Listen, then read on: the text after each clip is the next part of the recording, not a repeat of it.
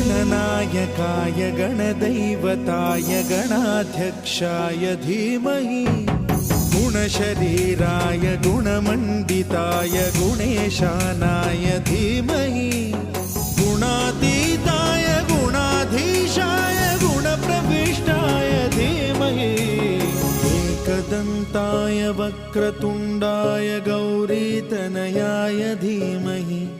गजेशानाय भालचन्द्राय श्रीगणेशाय धीमहि